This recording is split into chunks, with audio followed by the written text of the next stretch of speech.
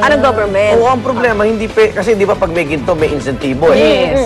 Hindi pwede kasi magagalit yung nakapaloob na member. Siyempre may pondo yan para ilabas mo nang hindi sa pinaggagamitan. Magagalit, magagalit. Konting usapan lang So dapat ayusin nila. At saka hindi lang naman sila yung Philippine team na pumunta at nag-compete sa ibang bansa na hindi nabigyan ng paba. Ibig sabihin, may kanya-kanya ng kuha ng Panahon ni Pangulong Gloria Arroyo, sama ng loob namin dahil di ba tinulungan ko yung mga Special Olympics, sina Rox, ginto yun ha. Hindi, meron pa yung World Series ng softball, yung mga bata ngayon. Yung mga bata ngayon, kanya-kanya din sila. Yung Jetro, di ba? Nagkaroon din ng issue dyan kay Jetro na gano'n din Eugene ba? Torre nga, binenta yung mga trophy.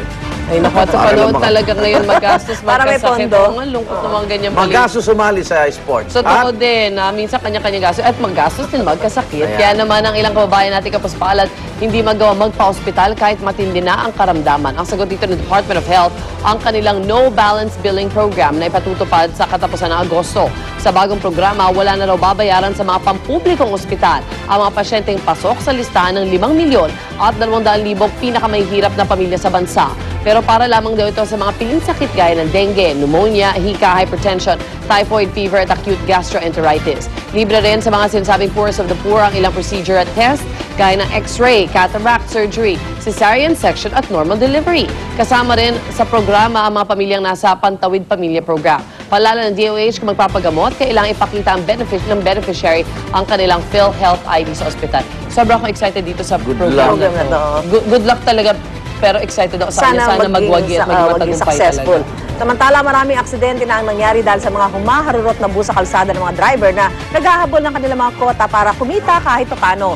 Pinatunayan ito ng ilang bus driver na humarap sa pagdinig ng kamera para sa panukalang bigyan sila ng tiyak na buwan ng sahod imbes na komisyon. Kaya naman para hindi na nila kailangan magmadali lagi para lang makakota ng kita, iniuutos ng panukala na ipako ang sahod ng mga driver at konduktor ng hindi bababa sa minimum wage. Pati oras ng pagpasada, lilimitahan sa hanggang 8 oras lang. Pero tutol naman ang karamihan sa mga bus operator na dumalo sa pagdinig.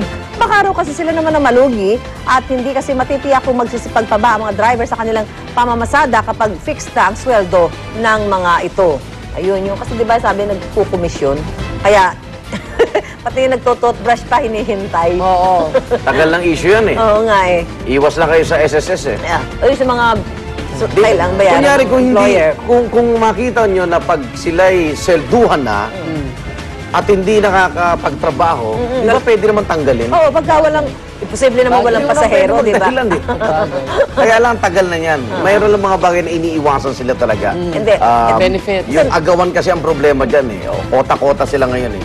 Pag swelduhan daw, tatama rin. Hindi pag tama tanggalin. Oo. Pero sa batas natin dapat, pag nagtatrabaho ka, regular ka. Hindi, saka maano naman nila, malalaman nila yung average na biyahe. Oo. Pwede magkano. Tapos makikita naman nila sa log nila na parang imbes na nakatatlong biyahe ka, isa na lang ginagawa Baka mo pag ngayon. swelduhan, mas maluwag ang traffic. Kasi wala ng terminal sa mga kanto.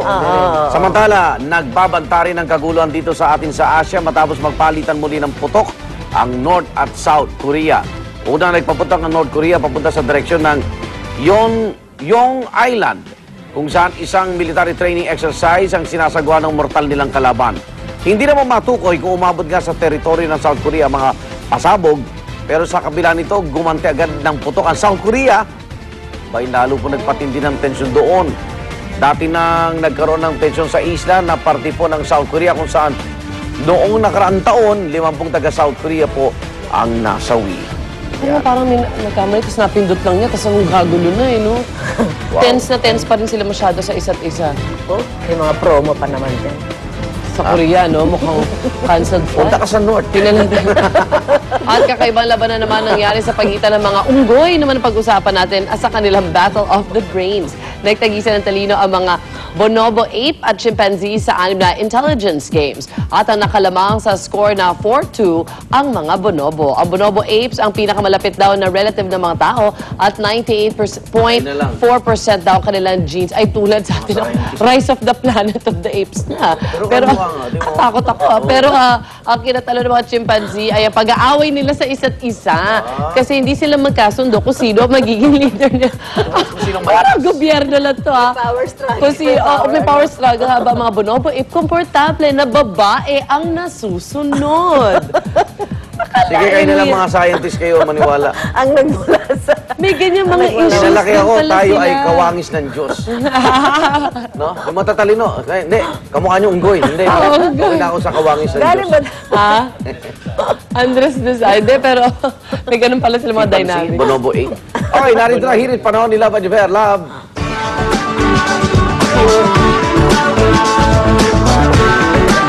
Bagong umaga, bagong pag-asa. Salamat, Ian. Ito na po mga kapuso mula sa pag-asa. Meron po tayong, merong intertropical convergence zone na mararanasan ang Visayas at Mindanao. Kasama na po dyan ang Palawan.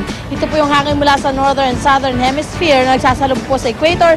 Nagdudulot po yan ng ulap at ulan. Makakaranas po ang Visayas, Mindanao at Palawan ng madalas sa maulap na kalangitan na may mga kalat-kalat na pagulan at pulong-pulong pagkitlata at pagkulog. Ang Metro Manila naman po, syempre, hanging habagat pa rin. Magkakaroon ng bahagya hanggang sa kuminsan ay maulap na kalangitan na may mga pulong-pulong pagulan, pagkidlat at pagkulog. Ang ating pong sunrise! 5:41 ng umaga. Ay ito, nakasilip na ngayon. At ang ating pong sunset ay 6:21 ng hapon. Narito naman po ang mga temperature and weather conditions sa ibang bahagi ng Pilipinas. Sandaan niyo po mga kapuso sa kahit ano pa mang hamon ng panahon, manatiling alerto at mahinahon.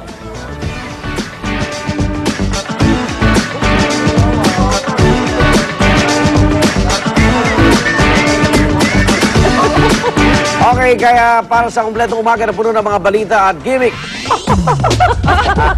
Tambay lang sa #1 morning show sa telebisyon. O mga babae daw ang leader eh. Ito ang Unang Hirit! Hirit ang saya-saya sa unang hirit, unang hirit, unang hirit. Manggulat ka. Unang hirit, unang ka. Balitang dapat na malaman, impormasyong may pakinabang. Masarap ang gising tuwing umaga sa Unang Hirit. Kasama ang CDO Ulam Burger, 14 pesos lang. Can afford mong mag-beef.